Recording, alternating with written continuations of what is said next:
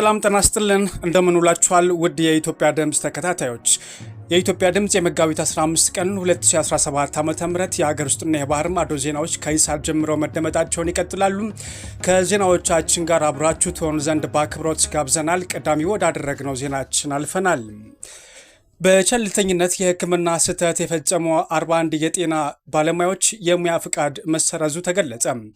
በአዲስ አበባ ከተማ በቸልተኝነት በፈጸሙት የሕክምና ስህተት ምክንያት ህሙማንን ለሞት ለከፋ አደጋ ከዚህም አለፍ ሲል ለተለያዩ በሽታዎች ያጋለጡ 41 የጤና ባለሙያዎች ላይ እርምጃ መወሰዱን የከተማ አስተዳደሩ ምግብና መድኃኒት ቁጥጥር ባለስልጣን አሳውቋል። ከተፈጸሙ ስህተቶች ውስጥም ቀላል እስከ ከፍተኛ ቀዶ ጥገና መደረግ ያልነበረባቸው ታካሚዎችና የሕክምና አገልግሎቱን የሰጡ ምንነታቸው የማይታወቅ መድኃኒቶችን ያላግባብ በመርፌ መልክ የሰጡ ባለሙያዎች ላይ የሙያ ፍቃድ ስረዛ እርምጃ መውሰዱን በባለስልጣኑ የጤና ተቋማትና ባለሙያዎች ቁጥጥር ዳይሬክተር የሆኑት ኦልጅራ ገልገሎ ተናግረዋል።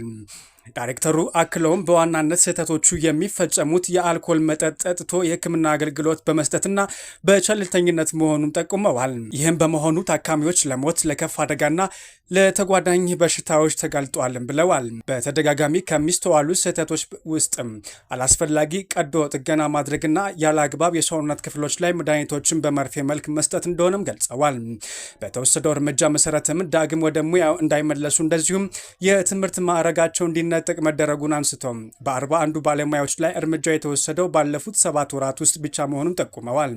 የችግሩ ገፈት ቀማሾች ለባለስልጣኑ ቅሬታቸው ካቀረቡ ወዲህ የተለያዩ የሕክምና ሙያ ዘርፎች አማካኝነት በተውጣጡ ባለሙያዎች ግምገማ ከደረገ በኋላ እርምጃዎች ተወስዷል ሲሉም አብራርተዋል። ደህንነታቸውና ጥራታቸው ያልተረጋገጠ የምግብ ዘይት፣ የለውዝ ቅቤና የከረሜላ ምርቶች ይፋ ተደረጉም።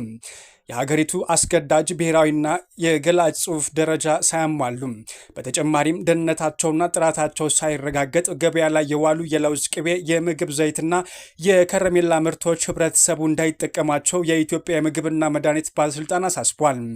የኢትዮጵያ የምግብና መድኃኒት ባለስልጣን የህዝብና ኮሚኒኬሽን ዳይሬክተር አቶ አበራ ደመቀ እንደተናገሩትም በተሰራው የገበያ ቅኝት የተለያዩ የለውዝ ቅቤ፣ የምግብ ዘይትና የከረሜላ ምርቶች ደህንነታቸውና ጥራታቸው ሳይረጋገጡ የሀገሪቱን አስገዳጅ ብሔራዊና የገላጭ ጽሑፍ ደረጃ ሳያሟሉ ሳይለጠፍ ሲቀሩ የነበሩ ምርቶች መሆናቸውም ጠቁመዋል።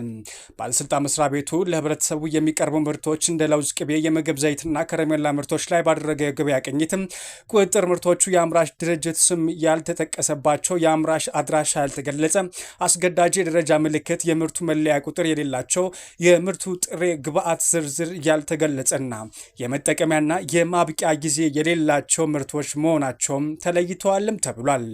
በገበያ ቅኝት ወቅትም የተገኙ የምግብ ዝርዝር መካከልም የተለያዩ የለውዝ ቅቤ ምርቶች እንደሚገኙበትም የተጠቀሰም ሲሆን ከነዚህ መካከልም መዓዛ የለውዝ ቅቤ፣ አያልነህ የለውዝ ቅቤ፣ አደይ የለውዝ ቅቤ፣ አፍያ የለውዝ ቅቤ፣ ስካይ የለውዝ ቅቤና ያሚ የለውዝ ቅቤዎች ይገኙበታል። በተጨማሪም የተለያዩ የምግብ ዘይቶችም ህብረተሰቡ እንዳይጠቀማቸው የተገለጸም ሲሆን ሙሃ የተጣራ የምግብ ዘይት፣ ኤርሚያስ የምግብ ዘይት፣ እፎይ የምግብ ዘይት፣ እናት የምግብ ዘይት፣ ፍትህ የጠራ የምግብ ዘይት፣ ጣራ የጠራ የምግብ ዘይት፣ ዝናሽ ንጹህ የምግብ ዘይት፣ አስሊ ንጹህ የምግብ ዘይት፣ ንጹህ የምግብ ዘይት፣ ዛራ የምግብ ዘይት፣ ሞያ የምግብ ዘይትና እፎይታ ንጹህ የምግብ ዘይት ይገኙበታልም ተብሏል። በመሆኑም ህብረተሰቡ ከዛሬ ጀምሮ እነዚህ ምርቶች እንዳይጠቀማቸው የአዲስ አበባ ምግብና መድኃኒት ቁጥጥር ባለስልጣን አሳውቋል። ኢትዮጵያ ከቀይ ባህር ብቻም ሳይሆን ከህንድ ውቅያኖስም የባህር በር መጠየቅ አለባት ተባለም። ኢትዮጵያ ከቀይ ባህር ብቻም ሳይሆን ከህንድ ውቅያኖስም የባህር በር መጠየቅ እንዳለባት ተገልጿል። የግሎባል ጥቁር ህዝቦች ማዕከል የህዝብ ግንኙነት አጋርነትና ኮሚኒኬሽን ዳይሬክተር የሆኑት ያለው ከበደ ለኢትዮጵያ ፕሬስ ድርጅት እንደገለጹትም ኢትዮጵያ በቀይ ባህር ብቻም ሳይሆን በህንድ ውቅያኖስም የባህር በር መጠየቅ ይኖርባታልን ብለዋል። ኢትዮጵያ ከሚያስፈልጋት 2 የባህር በር መሆኑን የገለጹት አቶ ያለው አሁን ሀገሪቱ ዋና አጀንዳዋ የባህር በር ማግኘት ጉዳይ ነው ብለዋል። ከ30 በላይ የኢትዮጵያ መርከቦች የሚጠገኑት በየሀገሩ ሄደው ነው ያሉት አቶ ያለው ለዚህ መፍትሄው የባህር በር ነው ብለዋል። ኢትዮጵያ የባህር በር ስትጠይቅ በጎረቤት ሀገራት ፖለቲከኞች አካባቢ አንዳንድ ችግሮች መፈጠራቸውን ገልጸው ሆኖም ከሩቅ ሀገራት አሜሪካ፣ ሩሲያ፣ ጃፓን መጥተው ቀይ ባህር ላይ ጦራቸውን አስፍረዋልን ብለዋል። ኢትዮጵያ የባህር በር ማግኘቷ በቀጠናው ያለውን ስጋት እንደሚያጠፋ ጠቁመው ጥያቄው የወደብ ሳይሆን የባህር በር መሆኑን ጠቁመዋል። ብሔራዊ ባንክ ከ6 ወራት በፊት የተደረገን የንብ ኢንሹራንስ ዳይሬክተሮች ቦርድ ሹመት ውድቅ አደረገም። የንብ ኢንሹራንስ ኩባንያ በቅርቡ ባካሄደው ጠቅላላ ጉባኤ የተመረጡ የዳይሬክተሮች ቦርድ አባላት ሹመት ውድቅ በማድረግና አዲስ ምርጫ እንዲካሄድ የኢትዮጵያ ብሔራዊ ባንክ ውሳኔ ማሳለፉም ተጠቆመ። የሪፖርተር ምንጮች እንደገለጹትም የኢትዮጵያ ብሔራዊ ባንክ ጥቅምት 23 ቀን 2017 ዓ.ም አዲስ የተመረጡትን የንብ ኢንሹራንስ ዳይሬክተሮች ቦርድ ሹመት ያላጸደቀው በምርጫ ሂደት ላይ የተለያዩ ግድፈቶች ታይተዋል በሚል ነው። ተገኙ የተባሉትም ግድፈቶች በመዘርዘር ለንብ ኢንሹራንስ ኩባንያ በመላክ የሂሳብ ዓመቱ ከመጠናቀቁ በፊትም አዲስ ምርጫ እንዲካሄድ ለኢትዮጵያ ብሔራዊ ባንክ እንዳሳወቀም አዟል።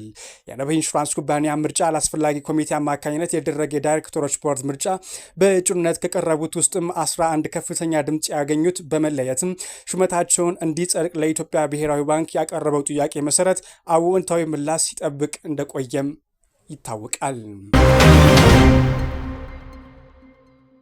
አድማጮች የኢትዮጵያ ድምፅን ያደመጣችሁ ትገኛላችሁ። የሀገር ውስጥ ዜናዎቻችን አሁን ወደ እናንተ መድረሳቸውን ቀጥሏል። ወደ ሌሎች ዜናዎቻችን አልፈናል። ከ7.2 ሚሊዮን በላይ ተማሪዎች በጸጥታ ችግር ወደ ትምህርት ገበታቸው አልተመለሱም ሲል የትምህርት ሚኒስቴር አስታወቀ። በአንዳንድ አካባቢዎች በተፈጠሩ የጸጥታ ችግሮች ምክንያት ከ7.2 ሚሊዮን በላይ ተማሪዎች ወደ ትምህርት ገበታቸው አለመመለሳቸውን የትምህርት ሚኒስቴሩ ብርሃኑ ነጋ ተናግረዋል።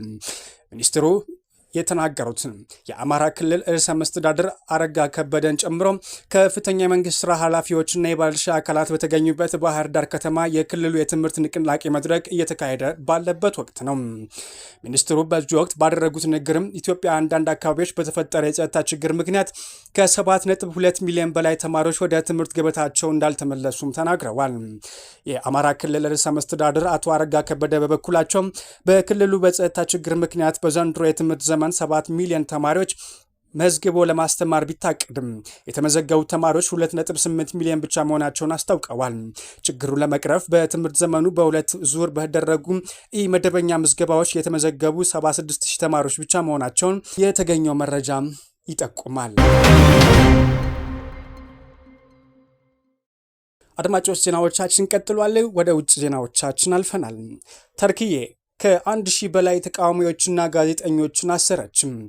የኢስታንቡል ከተማ ከንቲባ ኤክሪም ኢማጉል መታሰራቸው ተከትሎ በተነሳ ተቃውሞ ከ1100 በላይ ሰልፈኞችና የተወሰኑ ጋዜጠኞች መታሰራቸው ተዘግቧል። የፕሬዝዳንት ኤርዶጋን ዋነኛ ተቃዋሚ የሆኑት ከንቲባው መታሰራቸው ተከትሎ ከ81 የቱርክ ግዛቶች በ55ቱ ተቃውሞ ተቀስቅሷልም ተብሏል። በሀገሪቱ በቀጠለው ሰልፍም በቱርክ ታሪክ በዓመት ከባድ ነው የተባለው የተቃውሞ የተከሰተም ሲሆን በዚህ ምክንያትም የተደረገው እስርም ከዓለም አቀፍ ማህበረሰብ ዘንድ ከፍተኛ ተቃውሞ እያስተናገደው ይገኛል። ባለፈው ሳምንት በኢስታንቡል የተጀመረው ሰልፍም ወደ 55 የሀገሪቱ ግዛቶች ተቀጣጥሎም ቀጥሏል። ተቃዋሚዎችም ከፖሊሶች ጋር ጭምር ውዝግብ ውስጥ የገቡም ሲሆን ከባድ የሆነ ፍልሚያም እየተደረገ ይገኛልም ተብሏል። የ55 ዓመቱ ከንቲባም ለዘመናት ተርኪዬን እየመሩ የሚገኙት ረሲፕ ጣይብ ኤርዶጋንን በምርጫ ማሸነፍ የሚችሉ ብቸኛ ሰው ተደርገው ይቆጠሩ ነበረ። ከንቲባው ለ2028 ምርጫ ለመወዳደር የተቃዋሚ ፓርቲ እጩ በመሆን ከፍተኛ ድምፅ ተመርጠውም ለህዝባቸው ንግግር በማድረግ ላይ እንደነበሩም አናዱሉ ዘግቧል። ውድ የኢትዮጵያ ድምፅ ተከታታዮች የኢትዮጵያ ድምፅ ለመጋቢት 15 ቀን 2017 ዓ.ም ያዘጋጃቸው የሀገር ውስጥና የባህር ማዶ ዜናዎች እነኝን ይመስሉ ነበረ። ከዜናዎቻችን ጋር አብራችሁ ስለነበራችሁ ከልብ እናመሰግናለን። ሰላምን ተመኘን።